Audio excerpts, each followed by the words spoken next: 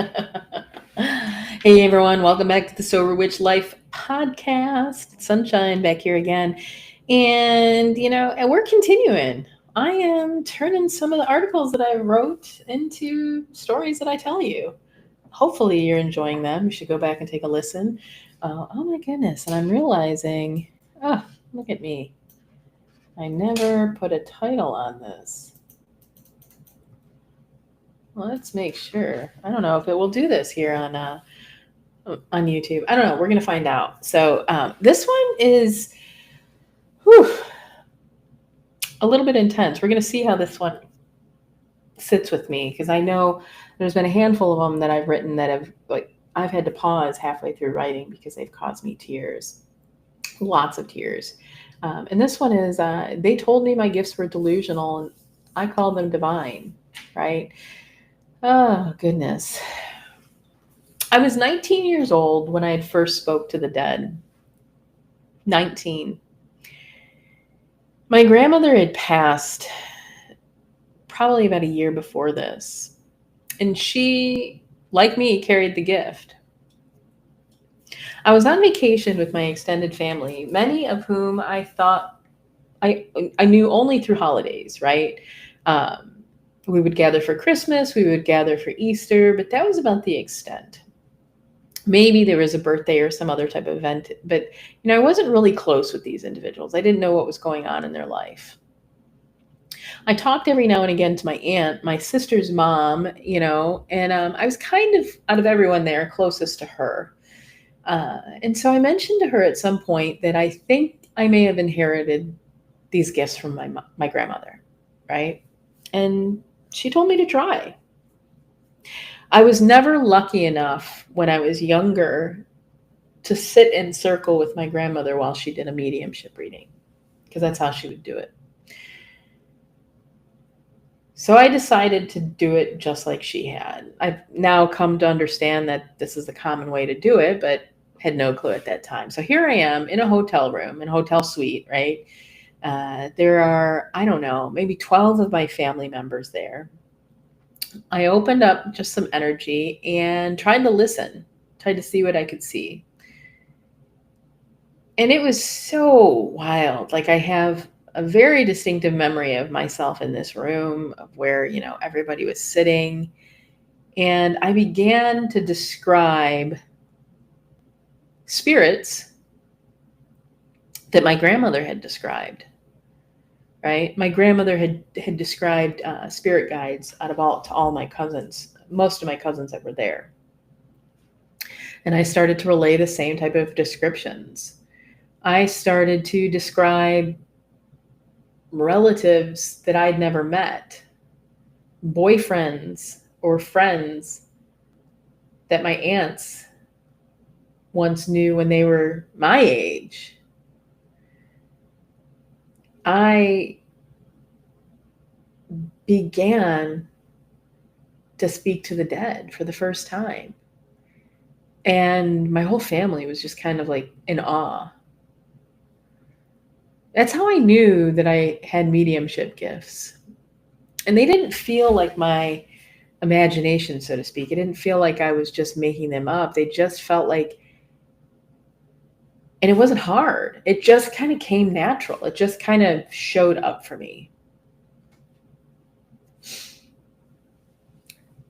My grandmother had passed, though, as I said. And even though nobody ever sat me down and said, you're not psychic, you're crazy, I still kind of felt like it often. I'd had this way of saying things much of my youth, teenage years, and even throughout my 20s, where I would say too much, I would describe too many things. People would try to tell me I was a know-it-all. Right? I get a lot of weird glances. Often I was naming someone's truth and they hadn't said it out loud. I could never explain how I knew any of these things. I just did, I could feel what people were feeling. I could hear what they were saying when they weren't saying it out loud. I can sense when someone was lying, not just to me, but even to themselves. And it made things difficult. In my 20s, it made them really difficult. I had romantic partners literally call me that I was crazy. They would deny what I would see. And it would often take weeks, months before it was revealed as the truth. But by then, I was always made out to be the villain, the person that blew it out of proportion. I was taking things too seriously. The reality is I was gaslit a lot. These were when I started to crack, right? I started to lose trust. Because the more I spoke up, the more I was myself, the more that I just actively said whatever came to mind, whatever picture, whatever it was, I lost connections. I'd lose friendships. And the messed up part is if I didn't say all these things, I lost myself. It was like this lose-lose situation. So I really learned to overthink things, to start to question my own truth. I started to swallow, and ignore a lot of these things. And in the reality, I think that's when I started to disappear from myself. I now realize that alcohol was not a party trick for me. It was a numbing agent. I've called it a spiritual sedative that made it bearable to exist in a world that didn't want me to see, that didn't want me to hear, that didn't want me to know. Right? It dulled all of that noise. It dulled this emotional static, that energetic sludge that clung to people who didn't know themselves. Because the reality is being around folks who are masking, lying, or living out of alignment was agonizing for me. I could feel it in my gut, in my chest, in the subtle shift of an air in a room. Social situations were not just awkward, they were suffocating. So I did what a lot of witches, I believe, do. I tried to disappear. And the only way I knew how was to drink. People often call alcohol a social lubricant, but for me, it was a way of survival. It helped me mute the volume on a world that couldn't handle the whole truth. And in doing so, I numbed myself. I lost access to the part of me that could speak to spirit, that could feel energetic, could feel the subtle shifts, could feel timelines moving. And I lost part into the layers that most people ignore. I wouldn't say that alcohol itself is whatever led me to a relapse, right? Out of all of the years that I may have moderated and went back into. But it led me into depression, anxiety, confusion, truly forgetting who I was. I didn't know how to be fully awake without paying the price of isolation, right? Meaning if I wanted to actually speak my truth, I had to do so alone because I didn't have people around me that were good for it. So I numbed.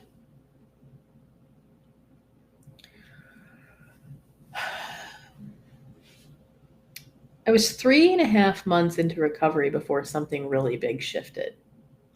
I had probably just completed my 90 meetings in 90 days, and I had sat and I listened a lot. Don't get me wrong, when the time came for me to spoke, I spoke and I shared, but I would listen. I would listen to what people would say. And I stepped back at some point and I started to ask a question of myself of like, what do these old timers have? These folks that had 30, 40, 50 years in that was keeping them sober for so long. And not just sober for many of them, like happy. What I saw wasn't just that there was a commitment or that they were connected to community. Yes, those things were there, commitment to their recovery and a connection to community. Most of them, if not all of them, like I'm having a hard time thinking of any one of them that truly was happy, right? There was a couple of them that had long time, but I wouldn't have stated that they were happy. There was like an energetic of miserableness underneath them. The thing that I saw was this spiritual truth. They had found something larger than themselves to tether their recovery to.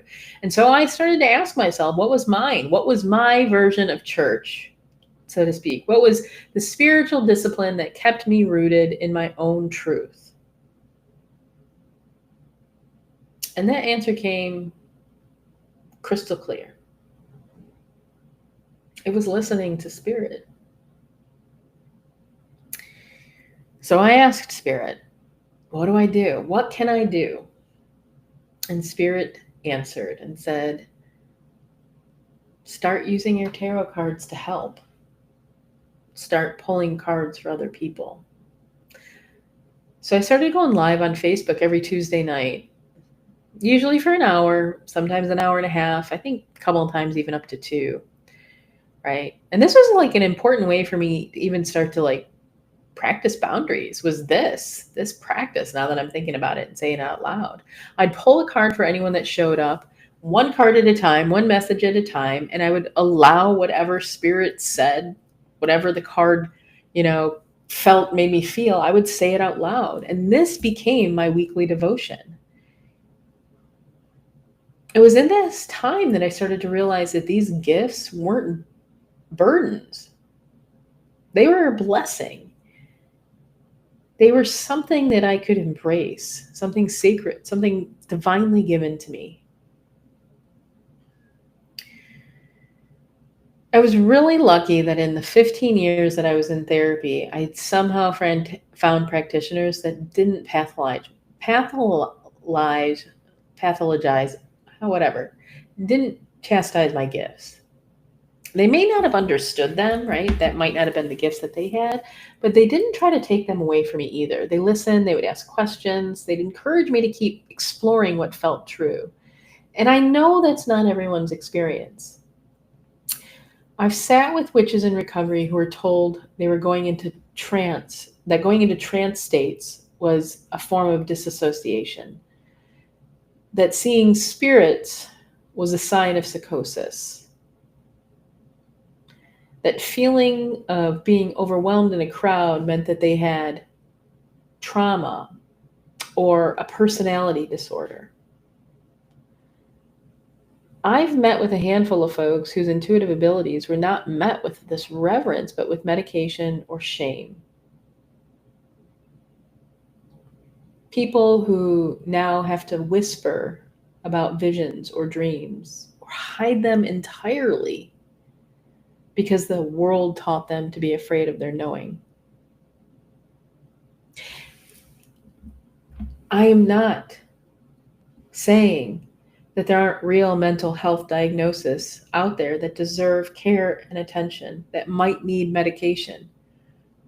But we really have to hold some space for reality that every unseen experience is a symptom, that not every unseen experience, that not everything, that these trance states, that these visions, that these dreams, that they can have meaning and purpose. They might be soul memories. They might be past life experiences. They might be actually picking up energetics from other people. It might be a divine transmission from God. Too many people out there are hiding their gifts because they've been taught that being spiritually awake is the same as being unwell. That the symptoms and the signs of these things are the same as being unwell. But it is not. Sometimes the most sacred thing you can do for your healing is to stop apologizing for the way that the universe speaks to you. I was lucky that my first and only sponsor was open-minded. She never shamed me for talking about any of my gifts or questioned my connection to spirit. She listened. She really listened. And as I spoke about card readings or my spirit guides or the way that energy was moving, she listened. But what I didn't realize at that time was how deeply my truth was unsettling her foundation. As I shared more about my gifts and my spiritual beliefs and the visions I was receiving, something in her began to crack. Her own shadow stirred. Questions bubbled to the surface, things that had been buried beneath doctrine and dogma. And not long after, she made a choice and she left AA, she left her church. She stepped away from systems that no longer resonated with the truth she couldn't unhear. She never blamed me. She never tried to quiet me. My presence, my honesty, my refusal to hide what was sacred to me unraveled something in her.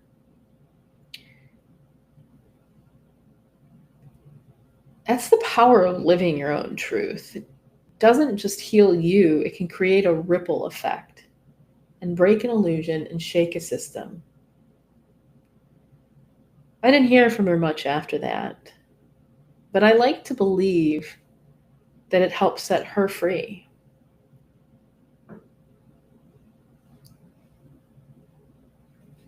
If I had to name the most important thing that kept me sober, it wouldn't be willpower. It would be trust, radical and unapologetic trust in my gifts. Early in recovery, I'd made a ritual, and every day I would pull cards and I'd ask my pendulum, am I on my highest vibrational path? And if the answer was no, I didn't panic. I pulled cards and asked what needed to shift, and then I shifted. This wasn't just self-reflection, it was spiritual alignment. And I became deeply confident in my communication with my spirit guides. I didn't need a third-party validation. I knew what I was hearing. I trusted what I saw. And at one point, I had a client ask me, how can I get my gifts to be as good as yours? And I told them the absolute truth. The only difference between my gifts and yours is that I have to trust mine to stay alive, to stay sober, to stay in the path of recovery. This is how I still live. It's been over 5.5 years, and I talk to my guides every single day. I read cards. I teach others to do the same.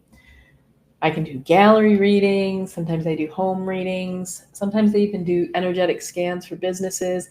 If there is a space for me to use my gifts in whatever way, shape, or form, I use them. And I don't hesitate. I don't second guess. And I trust that this has become my lifeline.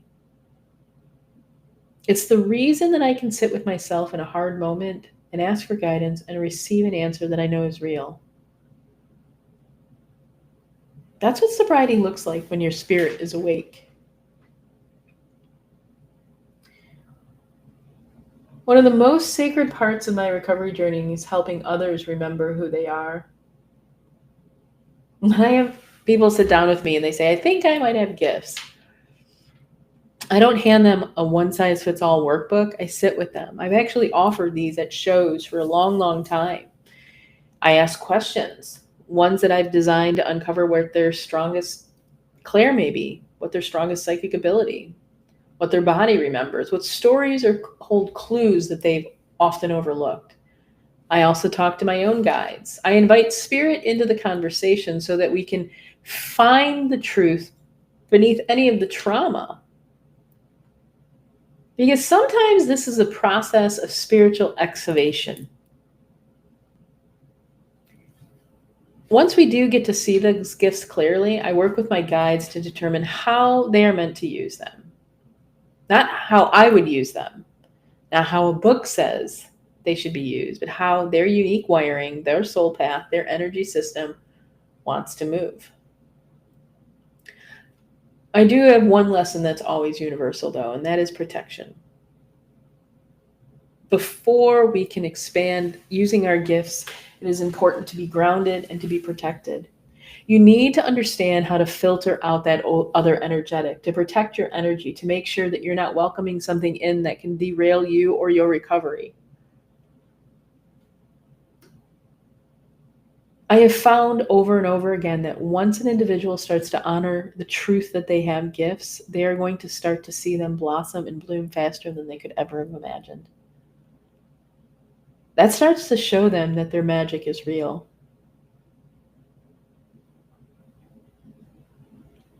For a long time, I had searched for the definition of divine. What I was told didn't match what I'd felt. The divine wasn't some external judge in the sky, distant, withholding. It wasn't a structure that required perfection or submission. The divine as I know it is this: a direct connection to the etheric universe that surrounds us and fills us. It's our ability to reach into our own Akashic records, to listen to a soul's whisper, to channel a message from a guide or an ancestor. It's the space between the veils, the energy that sits behind the curtains, the truth that lives in a vibration rather than in words. And here's the truth that scares systems and most people out there, and probably the church at some point. Anyone can access it. This connection isn't reserved for a chosen few. It doesn't require an initiation, an ordination, or a bloodline. It requires trust, practice, and presence. And it requires the willingness to stop calling your insight a coincidence. The divine is not somewhere else. It is here. It is within you. At the end of the day, my dear friends, to fully reclaim my gifts, to step in and be the powerful witch, the powerful psychic, the powerful healer that I am, I had to reclaim me. I had to embrace my queerness, my witchhood, my neurodivergence. I had to see that these were not obstacles. They are portals, pathways, the keys to unlocking all of my deepest awareness. But I couldn't access any of it until I was willing to see myself clearly and honor who I've always been. To trust your gifts, you have to trust your baseline. And that means knowing your rhythms, your emotional states, your energetic signatures. You have to understand what alignment feels like in your body, what regulation looks like in your thoughts. You have to unlearn the shame that told you your truth was too much, too sensitive, or too strange. This work, this sacred reclamation that we're all here to do, isn't about just pulling cards or seeing spirit. It's about the sovereignty that you get when you learn how you receive truth, how you hold power, how you were designed to move energy in this lifetime. I had to stop trying to fitting into systems that weren't made for me. And once I did, my gifts stopped glitching. I say this to all of you. If you're secretly psychic, if you see things you cannot explain, if you feel everything in the room before anyone speaks, and if you've been afraid to name it, I want you to know you're not delusional. You're divine. Find your people. Find the ones who make you feel safe in your nervous system, who honor your knowing, who don't flinch when you say, I had a dream and I think it meant something. You don't need to explain your way into belonging. You just need to speak one small truth. Tell someone, just one person. Tell them what you feel, what you see, what you know in your bones, and that little truth will light a signal in the ether, and others will find you. There are more of us out there than you may realize. And when you begin to walk in your truth, your gifts will awaken in ways you never imagined. You're not alone. You're not broken. Just like me, you're remembering who you are.